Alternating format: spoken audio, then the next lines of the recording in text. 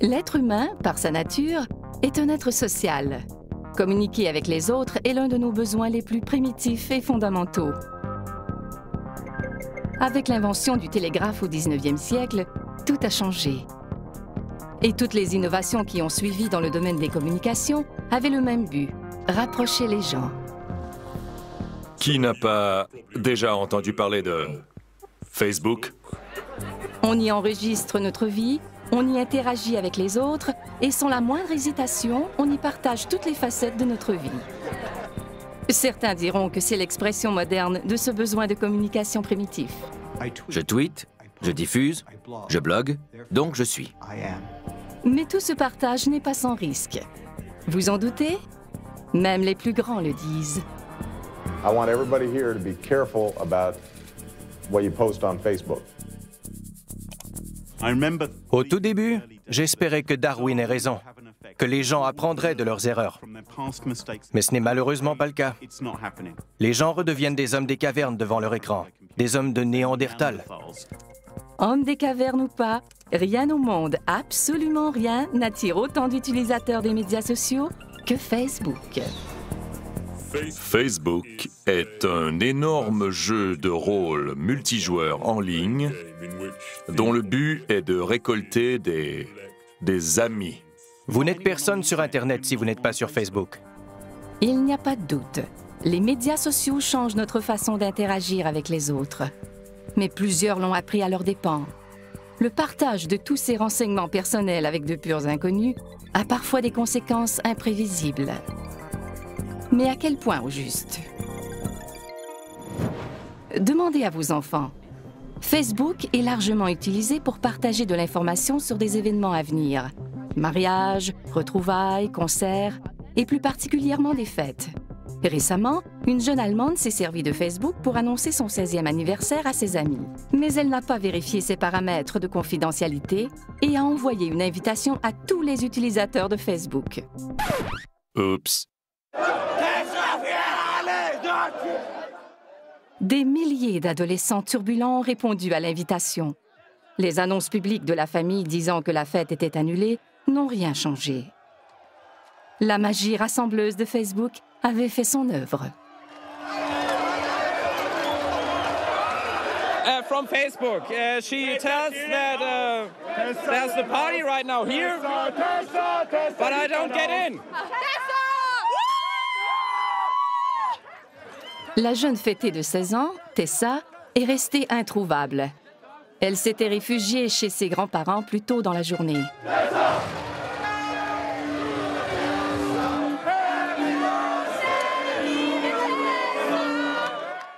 Un clic inoffensif sur Facebook, un moment d'inattention à 16 ans et toute une vie de notoriété sur Facebook. Tessa a vite compris les conséquences d'une banale erreur sur Facebook. Mais ce n'est pas toujours le cas. D'autres n'en ont payé le prix que des années plus tard.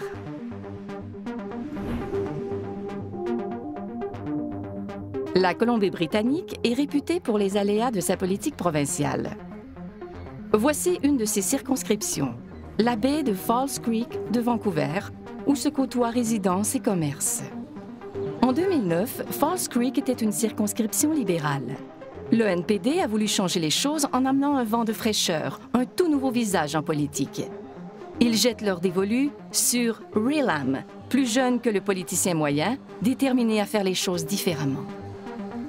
J'ai vu le potentiel de Facebook et de Twitter et j'ai misé sur ces médias pour communiquer avec mes électeurs. Facebook a joué un rôle déterminant dans la campagne de Ray, mais pas exactement en sa faveur. Juste au moment où sa campagne prenait son envol, sa carrière politique a connu une fin pour le moins abrupte. Tout ça à cause de vieilles photos dénichées sur Facebook et diffusées auprès des médias par son adversaire libéral. C'était des photos du secondaire. Remises en contexte, elles étaient plutôt anodines. L'attention qu'on leur a accordée durant la campagne était complètement démesurée. Sur l'une d'elles, je danse avec une amie, avec une main sur sa poitrine. Et sur une autre, j'ai le pantalon baissé et des amis pointent mon caleçon du doigt. Ces photos, datant de plusieurs années et reléguées aux oubliettes depuis, ont pourtant été conservées dans un recoin de Facebook. Les nouvelles ne couvraient plus les décisions ou le programme politique du NPD. On ne parlait que de ces photos sur Facebook. C'était un manque de jugement, une erreur de jeunesse. Mais quand on se lance en politique et qu'on devient une personnalité publique, il faut redoubler de vigilance.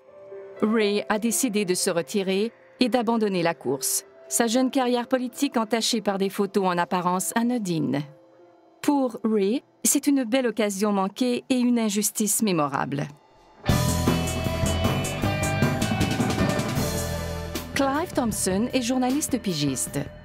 Il s'intéresse particulièrement à Internet et à son impact sur la publication de nos vies. Avant, on pouvait passer l'éponge sur les choses dont on n'était pas particulièrement fier. Mais avec Facebook, ce n'est pas si simple. Il y aura toujours une photo pour nous rappeler telle ou telle idiotie. Elle ne s'efface pas au fil du temps. Facebook rend cette espèce de mémoire sociale pratiquement permanente, voire indélébile. Plus personne ne peut échapper à son passé.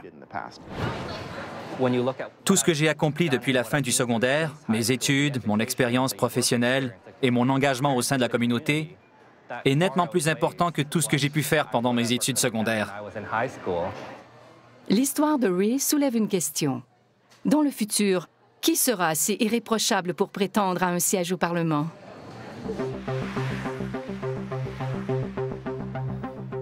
Chaque jour, des millions de photos et de microbillets potentiellement compromettants sont versés sur la toile, au vu et au su de tous.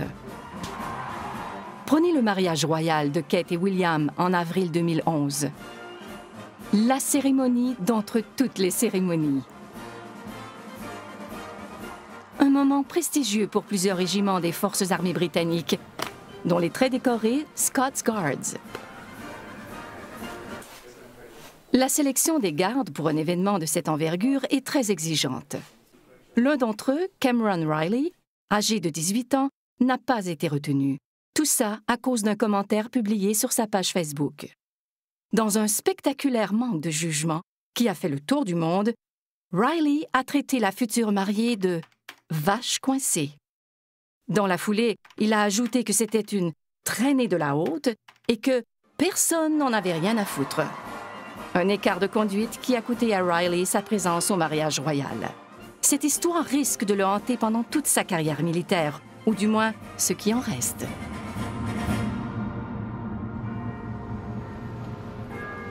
Voici un autre Britannique qui aurait peut-être mieux fait de garder ses réflexions pour lui.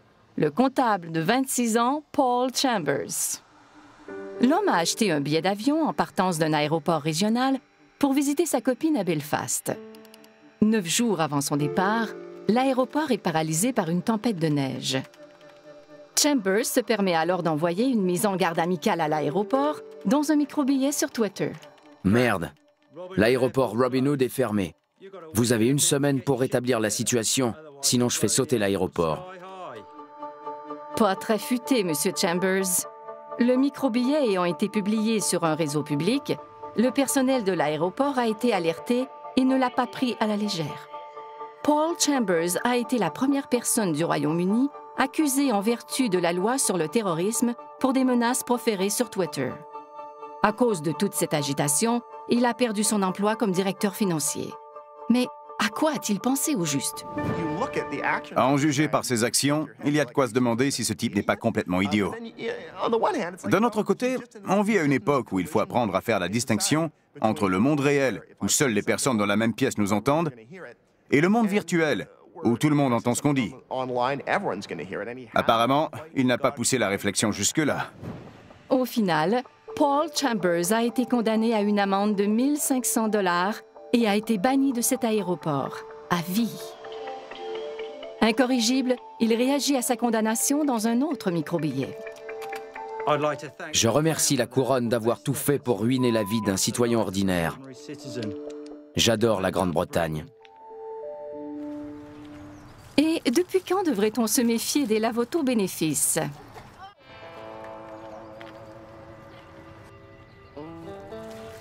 La Caroline du Sud. Un policier, en fonction, a fait laver son autopatrouille par des jeunes femmes en bikini. Inévitablement, la scène a été photographiée et les photos ont abouti sur Facebook. Mais ça n'a pas amusé le chef de police, qui y a vu une violation des règles sur l'utilisation des véhicules de police et une atteinte à la réputation du corps de police. L'agent en question a été congédié. Vous voyez le topo? Une photo publiée innocemment peut causer énormément de tort. Ces incidents ne sont pas le propre de l'Amérique profonde. Ils touchent aussi la capitale nationale et des personnalités qui auraient tout intérêt à faire preuve de bon jugement dans leurs micro-billets. Mais il semble que ce ne soit pas toujours le cas. Du moins, pas celui d'Anthony Weiner. Ce membre du Congrès a appris à la dure que publier la photo de son membre viril était une erreur monumentale. I'm deeply ashamed of my terrible judgment and actions. Évidemment, il a été forcé de démissionner. Tout le monde s'est demandé à quoi il avait bien pu penser. La vérité, c'est que les gens ne réfléchissent pas toujours avant de publier un micro-billet sur Twitter ou une photo sur Facebook. Mais le risque est bien réel. Car on ne sait jamais qui sont nos amis. Ce petit coin de campagne anglaise est le théâtre d'une lutte continue, une lutte mondiale pour la protection des renseignements personnels. Dans ces installations ultramodernes bâties sur mesure, une entreprise du nom de Sophos intercepte des virus informatiques de toutes sortes. Son travail consiste à protéger certaines des plus grosses sociétés du monde et d'importants services gouvernementaux contre les cyberattaques. Chaque jour, Sophos voit les conséquences de la divulgation insouciante de renseignements personnels sur la toile. Graham Cluley y travaille comme conseiller en chef principal en technologie. Une partie de son travail consiste à surveiller de près Facebook. La plupart des gens ne comprennent pas que Facebook n'est pas désintéressé. C'est une entreprise. Ce n'est même pas gratuit. Si vous pensez que vous ne payez pas, détrompez-vous. Vous payez avec vos données. Vous divulguez des renseignements personnels que Facebook revend à des tiers comme n'importe quelle marchandise. Vous êtes le produit en vente sur Facebook. Vous êtes le produit. Vous et votre date de naissance, ce que vous aimez ou non, votre adresse de courriel, vos préférences et vos passe-temps. Sophos soupçonne les utilisateurs en général de divulguer leurs renseignements personnels beaucoup trop facilement.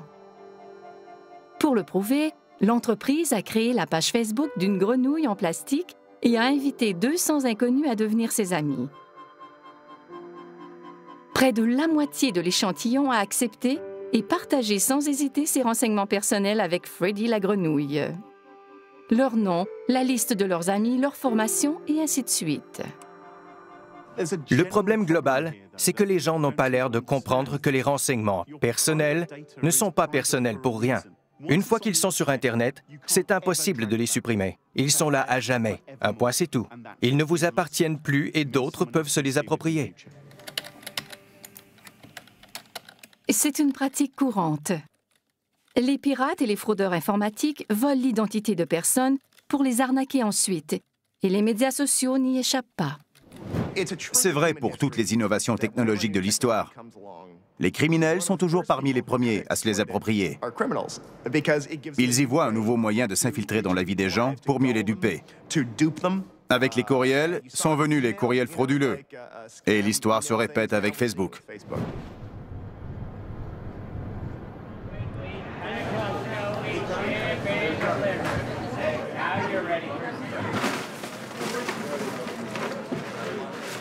Brian Rodberg en sait quelque chose. Il a travaillé pendant des années comme directeur des communications pour Microsoft. En 2009, sa page Facebook a été prise d'assaut par un pirate informatique professionnel. Ma fille faisait ses devoirs dans le séjour.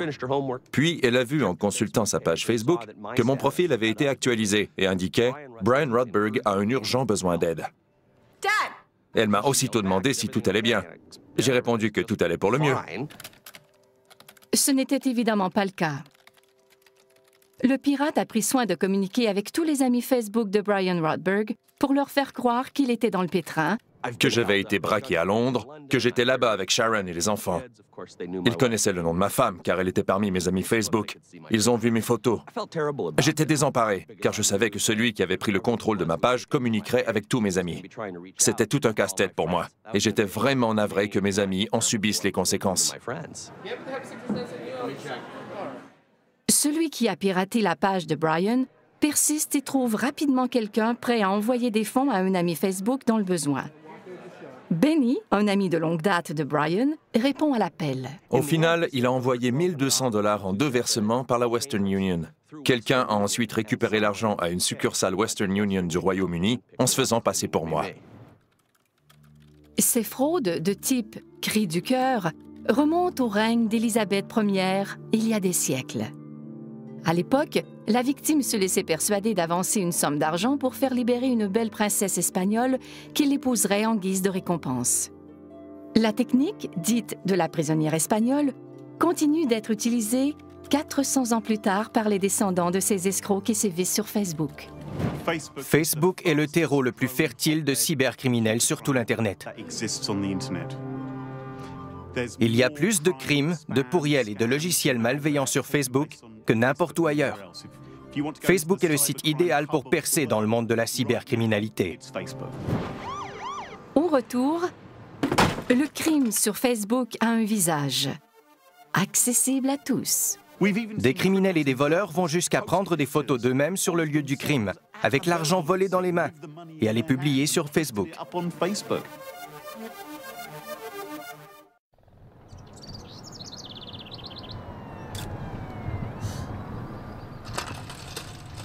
Nous sommes dans un quartier résidentiel paisible de Washington, D.C.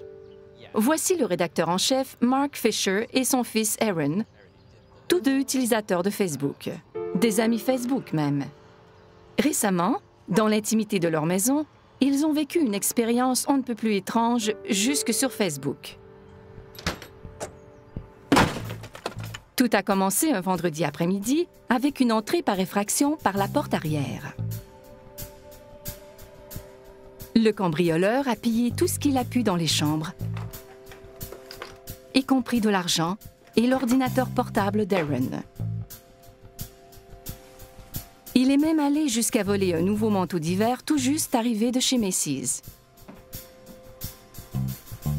Le voleur était parti depuis longtemps quand Aaron est rentré de l'école. Il a constaté le vol et a communiqué avec ses parents. On a reçu un courriel dont l'objet était « à l'aide ». Les Fisher appellent immédiatement la police et arrivent à la maison tout juste avant les policiers. Ils nous ont expulsés de la maison en quelques secondes pour la fouiller et s'assurer qu'il n'y avait personne à l'intérieur.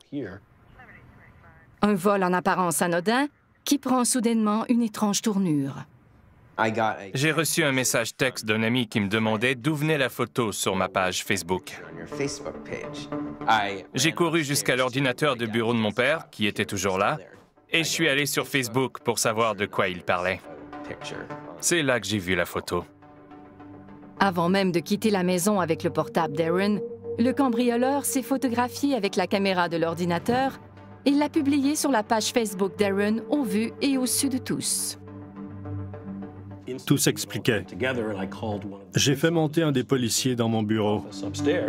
Je lui ai montré la photo et je lui ai dit que c'était notre homme. Il portait un manteau ample et il souriait bêtement en tenant l'argent dans une main et en le pointant de l'autre. Le policier n'arrivait pas à croire à quel point ce type était stupide, car il ne s'est pas contenté de prendre le contrôle de la page d'Aaron. Après avoir mis fin à sa session, il a accédé à son propre compte Facebook depuis le même ordinateur volé. La police a pu retrouver le malfaiteur par l'entremise de son compte Facebook et porter des accusations contre lui. Rodney King, 19 ans, a plaidé coupable et a été condamné à une peine d'emprisonnement.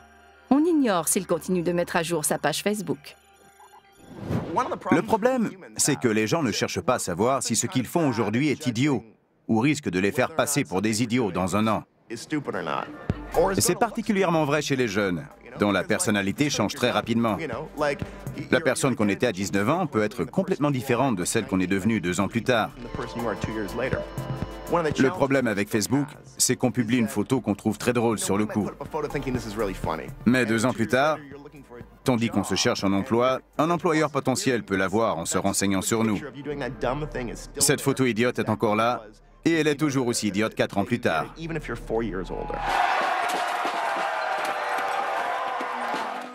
Les émeutes de Vancouver après la défaite en finale de la Coupe Stanley le prouvent. Des centaines de personnes, alors photographiées et filmées, se sont retrouvées sur Facebook et YouTube. Tout ce qui importait était le moment présent, pas les conséquences éventuelles de leurs gestes. Pour eux, il n'y avait que ce moment précis, à cet endroit précis. Ce qui, à l'ère des médias sociaux, n'est évidemment pas le cas.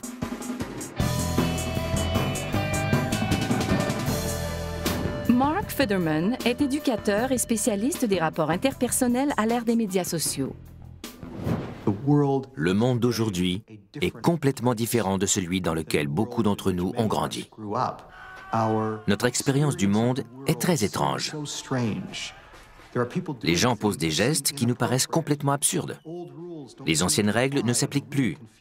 Et cette situation peut porter à confusion pour certains, car on vit à une époque en pleine transformation, du jamais vu depuis le milieu du XVIe siècle.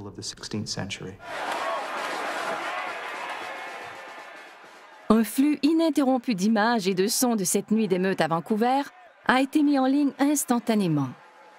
Le village global créé par les médias sociaux est ouvert à tous, mais pas toujours pour le mieux. On est tous interreliés. Tout ce qu'on fait se répercute sur les autres.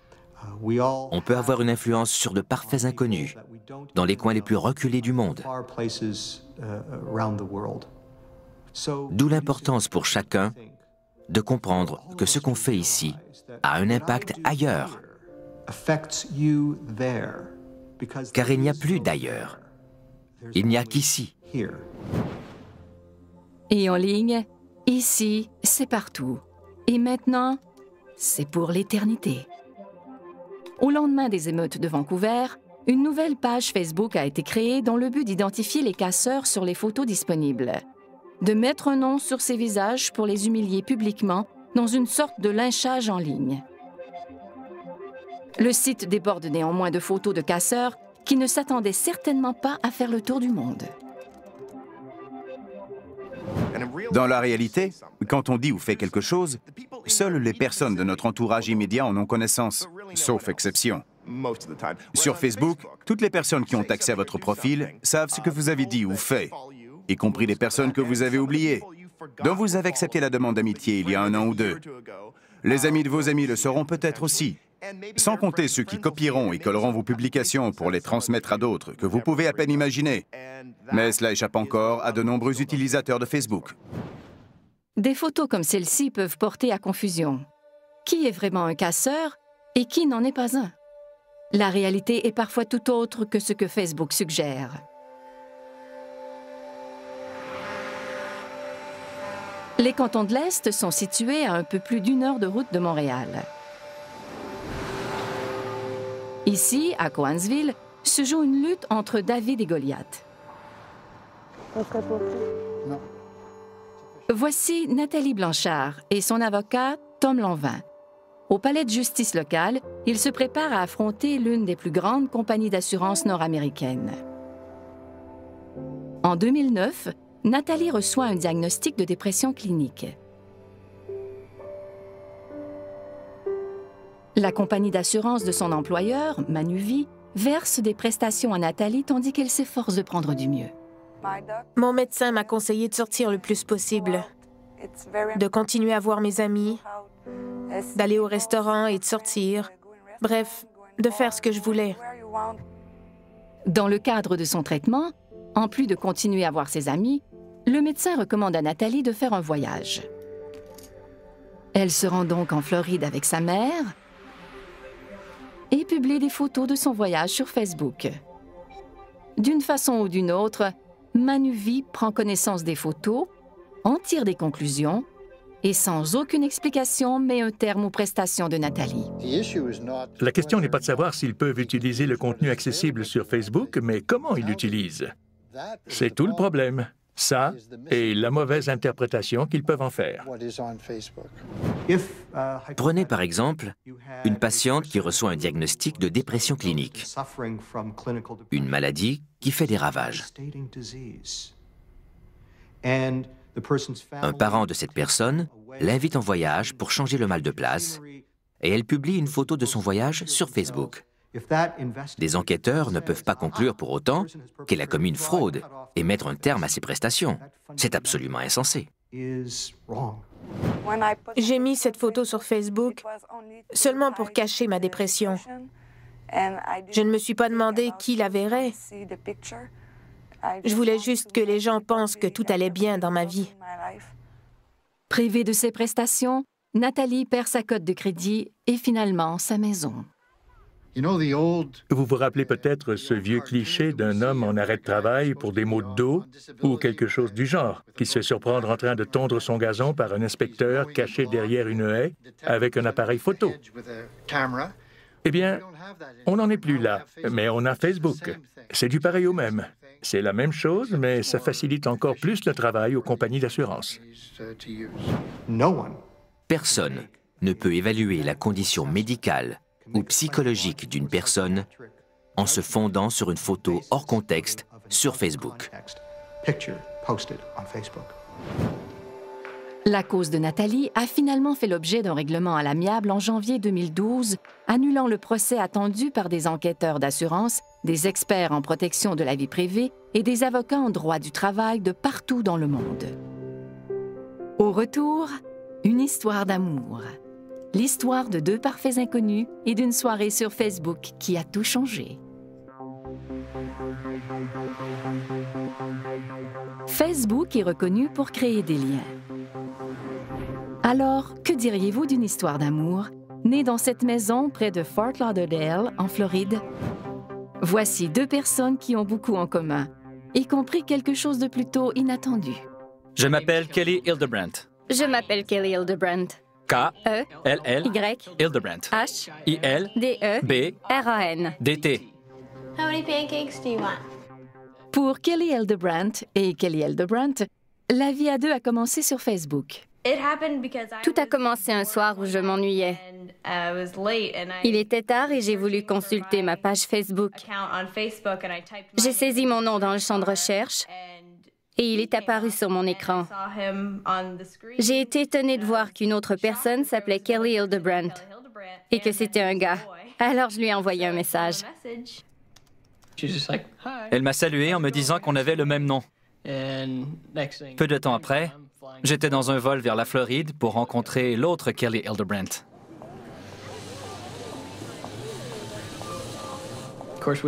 On a découvert qu'on avait beaucoup plus en commun que notre nom. Avant de la rencontrer, j'ai dit à mon pasteur que si elle était la même en personne qu'au téléphone, c'était la bonne.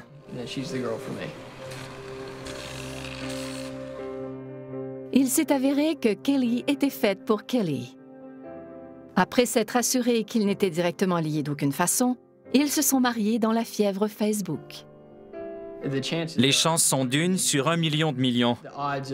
Que quelqu'un ait exactement le même nom, qu'on se rencontre à 2500 km de distance et qu'on s'entende à merveille, c'est absolument incroyable. L'histoire de Kelly et Kelly et la chance inouïe qu'ils ont eue de se rencontrer ont fait le tour du monde. Elle a même donné de la matière aux émissions de fin de soirée. On sait qu'on est célèbre quand Conan O'Brien fait une blague à propos de nous. Il a raconté notre histoire. Il a parlé de nous. Après le mariage de Kelly Hildebrandt et Kelly Hildebrandt, une centaine d'hommes ont changé de nom pour Megan Fox. Oui, sur Facebook. C'est dans la nature humaine de vouloir créer des liens. On dit parfois qu'un inconnu est un ami qu'on n'a pas encore rencontré.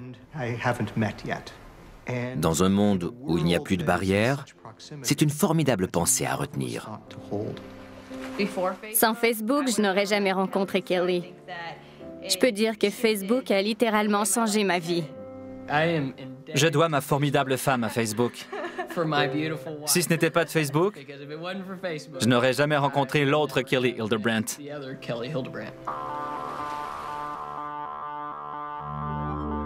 Certains utilisateurs voient l'indication de leur état civil sur Facebook comme une brillante idée qui permet de savoir rapidement qui est libre et qui ne l'est pas.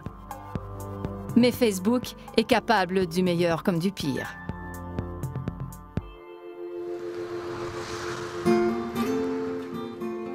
Lowell, au Massachusetts, est le berceau de la révolution industrielle aux États-Unis. Jadis, les usines de textiles y fleurissaient pour traiter le coton venu du Sud. Ces usines sont aujourd'hui fermées et Lowell tente de se redéfinir depuis quelques années.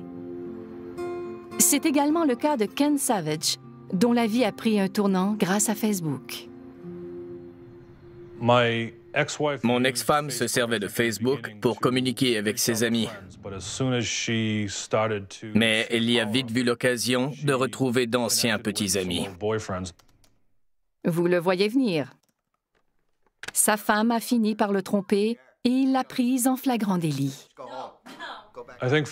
Facebook a très certainement précipité la fin de mon mariage. On n'avait plus une très bonne communication. Elle a cessé de s'intéresser à moi et a jeté son dévolu sur Facebook. Elle aussi a compris alors que c'était fini entre nous. Elle n'était plus heureuse et a pensé trouver ce qu'elle recherchait plus facilement sur Facebook. On entend des histoires, et je suis sûr qu'elles sont vraies, de couples où l'un des partenaires essaie de discuter avec l'autre tandis qu'il a les yeux rivés sur Facebook. Tout ce flux de stimuli sociaux est si riche que certains n'arrivent pas à en faire abstraction, même quand ils sont dans la même pièce que leur supposée tendre moitié. Ken et sa femme se sont séparés. J'ai expliqué à ma famille ce qui s'était passé et pourquoi je la quittais. Je leur ai dit qu'elle m'avait trompé sur Facebook, mais ils ont tous ricané en se demandant comment c'était possible. En quête de réponse, Ken crée son propre site web. C'est le site facebookcheating.com. J'y aborde toutes sortes de sujets. Et le site est très fréquenté. Il enregistre jusqu'à 50 000 requêtes chaque mois. De toute évidence, Ken n'est pas seul. J'ai lu dans un article que les divorces causés par les médias sociaux comme Facebook étaient en hausse. Une récente étude menée par un cabinet d'avocats américain révèle qu'un adultère sur 5 est manifestement lié à Facebook. Ken en sait quelque chose. Il a vécu un divorce et rencontré une nouvelle petite amie, croyez-le ou non, tout ça sur Facebook. Et la cerise sur le gâteau, Ken gagne maintenant sa vie grâce au site qu'il a créé sur les infidélités Facebook.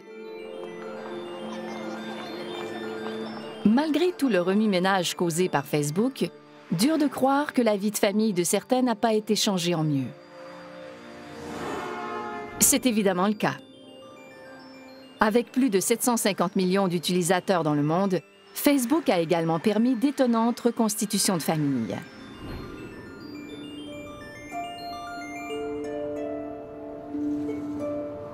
Dans cette maison d'un quartier paisible de Regina, vit un homme qui a tenté de répondre à une question fondamentale toute sa vie. Je n'ai jamais eu le bras de mon père autour des épaules. Je n'ai jamais connu mon père. Voici Jim Toth, éducateur, artiste, grand voyageur et ancien magicien. Les parents de Jim se sont séparés alors qu'il était très jeune, trop jeune pour qu'il se souvienne de son père. Bien qu'il ait eu un beau-père, l'identité de son père biologique a été un secret de famille pendant des décennies.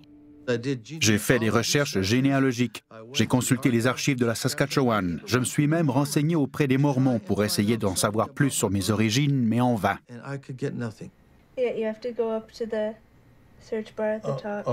Tout a changé le jour où sa petite fille, Janelle, l'a initiée à un nouveau monde sur son ordinateur.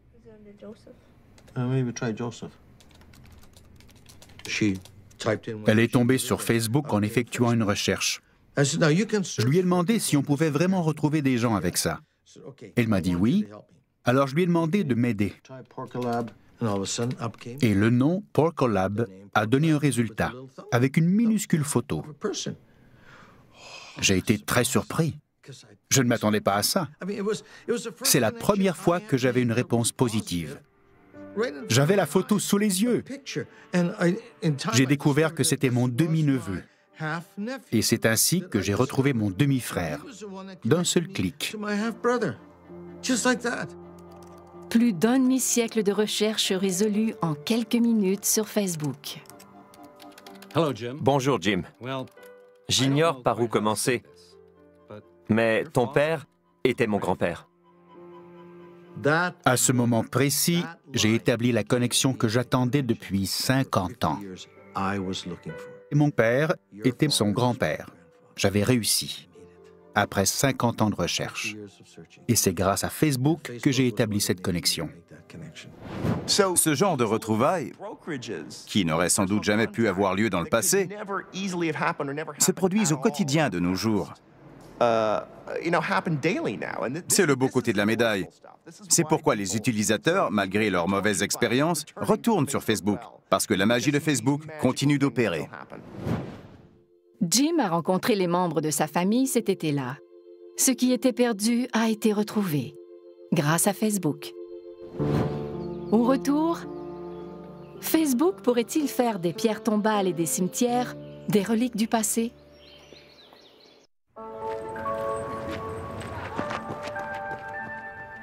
Les médias sociaux nous rapprochent de mille et une façons. Les nouvelles générations d'internautes ne peuvent imaginer la vie sans messages textes, microbillets et pages Facebook. Et pour leurs prédécesseurs, Facebook soulève d'intéressantes questions sur ce qu'on laisse derrière nous. Nous sommes à Abney Park, un immense cimetière victorien de Londres. Des milliers de personnes sont enterrées ici, mais on ignore tout de ce qu'elles étaient dans la vie, de leur apparence, de leurs amis, de leurs amours. Elaine Casket est psychologue à l'Université de Londres. Elle a mené une étude sur notre façon de porter le deuil de nos proches. Les énormes cimetières de la période victorienne reflétaient la société de l'époque. Pas seulement les besoins de cette société qui devait enterrer ses morts quelque part, mais aussi ses goûts. Que nous révèlent les inscriptions sur le granit ou la pierre froide? Que nous disent-elles sur le défunt? Rien. Contrairement à votre profil Facebook. La façon dont les gens rendent hommage aux morts reflète leur façon de vivre. On vit à l'ère des réseaux sociaux. Il est donc tout à fait logique que les gens continuent à communiquer avec les morts par l'entremise des réseaux sociaux, car ils sont au cœur de nos vies sociales.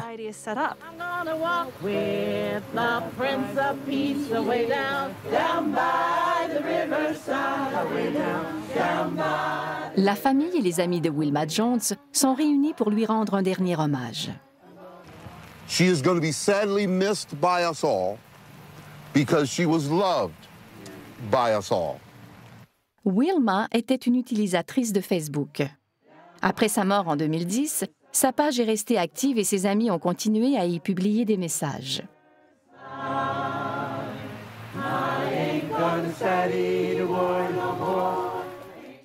Je t'aime, Wilma, et je sais que tu as été accueillie au ciel à bras ouverts.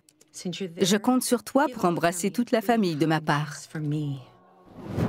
Si vous êtes très actif sur Facebook, que vous multipliez les publications, avez des tonnes d'amis et de conversations, et que les gens commentent vos photos, Facebook dresse un portrait très riche de la personne que vous étiez. Pas seulement de vous comme personne, mais aussi dans le contexte de vos relations, y compris avec les personnes que vous laissez derrière après votre mort. Jesse, okay? She's just like love. That's what Wilma is, love. That's all I like to say. Thank you, Jesse. I think she's a testament to what we need to remember, what life is about. Il semble que pour beaucoup de personnes, continuer à communiquer avec quelqu'un sur Facebook après sa mort soit le moyen le plus concret et le plus direct de maintenir des liens avec cette personne. Ce n'est pas rien. Chère tante, c'est aussi bizarre que réconfortant de savoir que, quand je veux te parler, je n'ai qu'à écrire sur ton mur Facebook. J'ai l'impression qu'en cliquant sur « Publier », mon message va droit au paradis.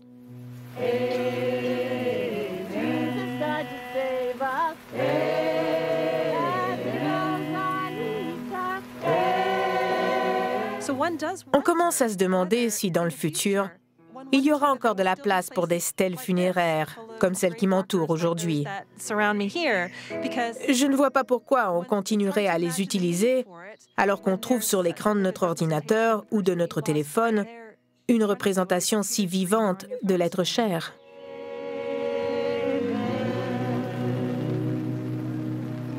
Thank you, everybody.